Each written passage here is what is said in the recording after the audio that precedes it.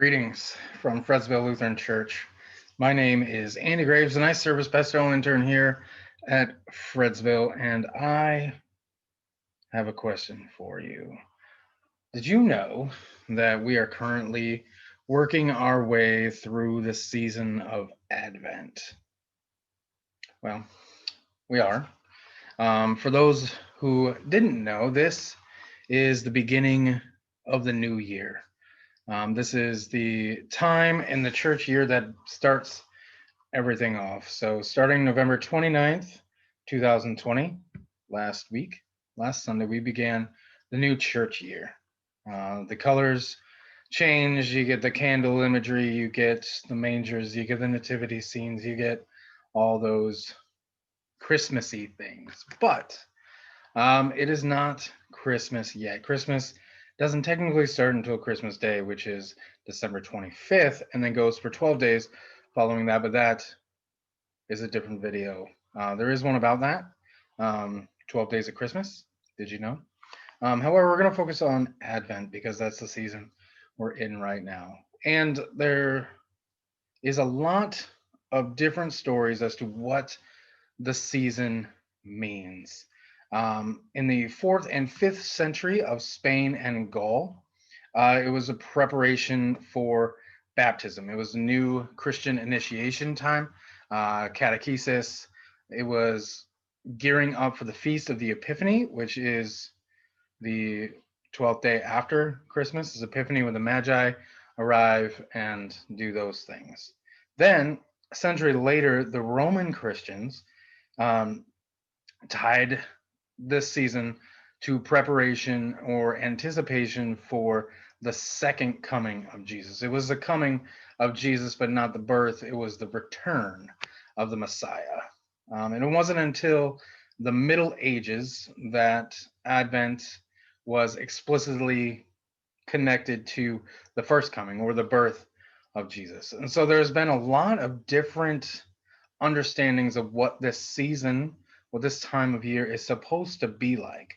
In general, we like to talk about it as a season of hopeful anticipation for the birth of Jesus, but then also the coming of Jesus later, because we are, as you may know, post resurrection people. And so we understand that Jesus was already here historically.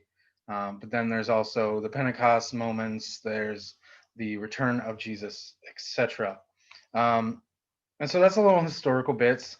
Um, it's akin to Lent, where it was operated as a time of fasting and preparation and reflection and just getting ready for the presence of Jesus. Um, we don't usually do that. It's not the emphasis anymore. This season typically gets washed up into Christmas, which for liturgical folks out there is a bit heartbreaking. It is a season all into itself. It's a time of preparation and reflection, and sometimes lament, and all the good things that come with the holidays, as you may or may not experience them. And so the 4 Sundays before Christmas are the Sundays of Advent. We light the candles, joy, hope, peace, love, grace, all those things are all nicely packaged in there. And so we invite you to participate however you can safely in this glorious season that stands alone from Christmas, if you hadn't heard already. For the most part, it is connected, but it's a different season with different colors and different prayers and different feelings. So now you know the basic history of the season of Advent, which is the beginning of the church year. In the coming weeks, in the next three weeks, we will continue exploring Advents with a special Advent series of Did You Knows. It's going to be exciting. So please tune in next week where we discover something new we didn't possibly know about Advent. And until then, and until I see you, please be safe, love your neighbor, love yourself, and stay safe out there, folks. It's still a topsy turvy, upside down world. So be blessed. I'll see you on the other side.